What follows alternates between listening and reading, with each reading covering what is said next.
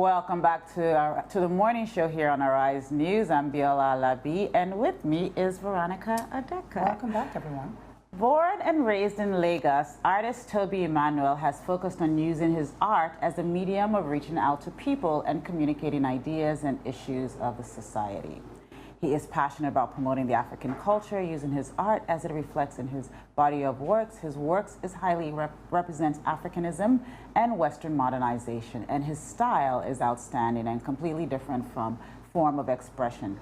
And he is here today to share with us his abstract and minimalist works, and they're catching the eyes of exhibitions and art enthusiasts around the world. Welcome to the morning show, Teda. Thank you very much. Yeah, it's good to have you on. So tell us, I mean, one of the things that we're saying in the introduction is that your work is representative of Africa, and I know you have a show coming up. Tell us a little bit about your work and what inspires you. Yeah, my work is really African modern in itself.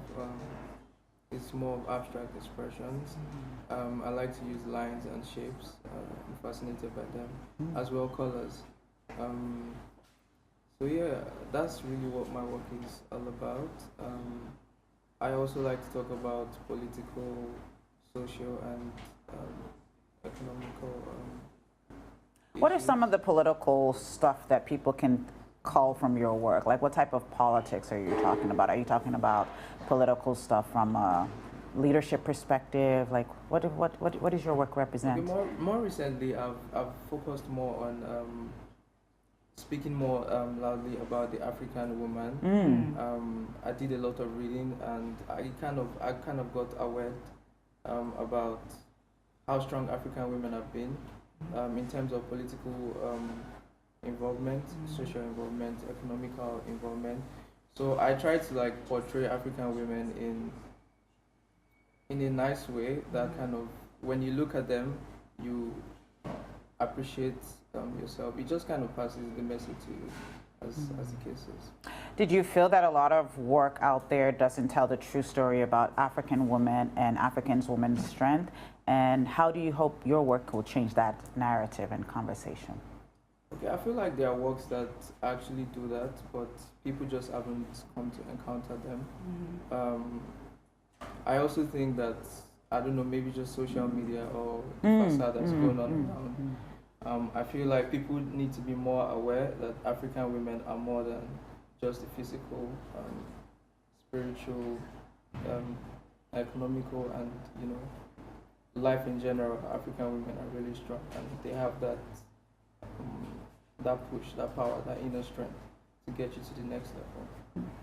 Wow. I mean, you work a lot with African women, and you get to see African women in different shapes and sizes. When you look at representations of African women out there, what do you feel is missing as someone? I mean, we were just talking about Beyonce on the cover of Vogue. We're talking about all these other magazines. What do you feel is missing when it comes to representing African women in different ways? I feel, well, there are quite a few things I feel, but one of the things that we constantly miss telling the story is that what she embodies as an African woman, really telling her story, her struggles, seeing her pain, and really being able to emphasize with that through whatever it is that we're doing, whatever platforms. So I do think that what you're doing with your work is admirable, because you are still giving a voice to something that is positive and needs to continually be told, even if it's just to continue to remind people and appreciate, like you said, the African woman, because they do embody a lot of strength and power, and at the same time they're sensitive and need to be appreciated. I think that a lot of times people are constantly looking to the African woman to be strong and to be strong at all times, but she is sensual. She does have feelings. She is emotional. She is somebody who needs to be cared after and looked after, and at the same time appreciated more than anything. So, I think that his work does a great job. I think African woman vulnerability is something we don't get to see a lot. I hope. How are you embracing that and showcasing that in your work?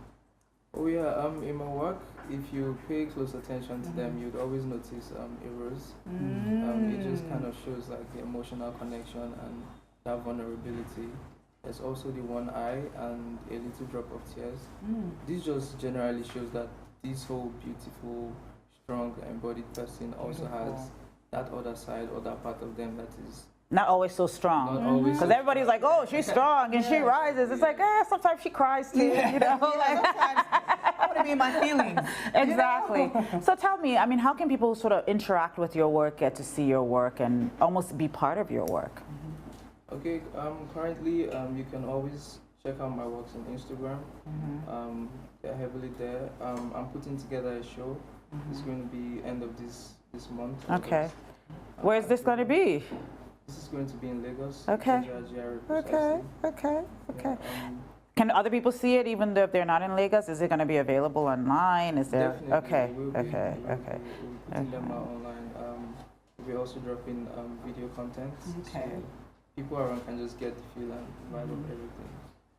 So when you look at, I mean, I know you also use a lot of digital, you use digital and technology in your work. How did you come to start to fuse that with your art? Oh well, this journey kind of started when I was in school. I think like general artists, I started with doodles and sketches and everything, and then I met a friend who just introduced me to digital software, which I then started to practice and just became good at it.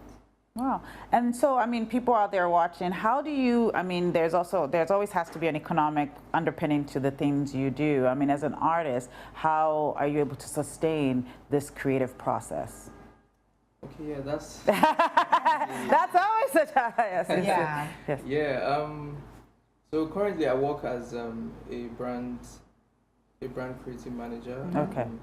So I just do that for my daytime, just to sustain myself as a person, and I also push my art as well using the resources I get from my 9-to-5 job. But Okay. I do want to say that I do like that, and I have to applaud that because in this country, as a human being, you are able to use every bit of talent that you have and you possess to be able to still give an outlet to your talents or your creative needs, and at the same time still be a blessing to people who are looking to be fed through your creative eyes. So I think that is an amazing thing that you're doing with your work. And for people that want to, I mean, people that have a creative itch that really believe that they have something to express from an artistic perspective, what would you like to leave people with when it comes to sort of doing this side hustle and your main hustle? I think I would just like to leave people with the fact that you can believe in yourself. You can do just about anything you want in life generally, creative-wise, business-wise, anything really. I think a lot of, especially I don't want to, I think a lot of youths they just hear that, but they don't know that, they don't feel that.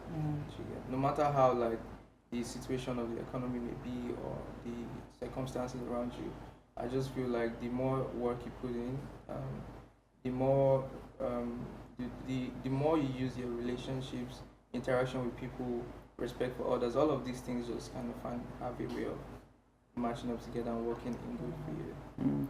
Before we let you go, there's something you said at the end that I just wanted to pick up on, which is a lot of young people hear these things. A lot of young people don't really understand what it means. It's very difficult to hear something and internalize it. So when people say believe in yourself, what were some of the drivers that helped you believe in yourself and helped you pursue these things? If there was like one or two things that you say was the driver that gave you that push.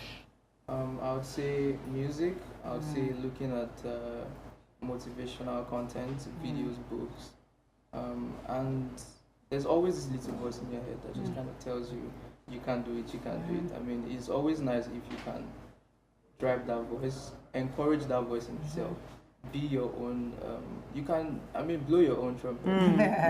Yes. So you need to consciously tell yourself, I can't do it, I can't do it. There are days when it's usually not great. Feels like the world is crashing. Everyone goes through that phase in life. But then you just constantly need to tell yourself, you can't do it, you can't do it. You pass through this. So yeah. Okay. Well, thank you so much. And for people that want to follow you, that want to follow your work, where can they find you? Instagram currently only Teda. That's my Instagram handle. Same for Twitter as well. Okay. Only Teda. Same thing across the board. Easy. Thank you so much for Thank you being very here. much I for wish having you me. all the best. And your show, people should go see your one-man show, and Definitely. wish you all the luck. Details about the show we put out more on my Okay. Instagram and Yeah. Twitter as well. Yeah, for all I of us look that are forward to it. technology, you would just go on there and Yes. catch it and follow him and be in touch. All the best. Yeah, thank you very much. Time now for a short break. When we return, we have multimedia journalist and producer Yemisi Adekoke joining us with a review of the top stories in today's newspapers. Stay with us.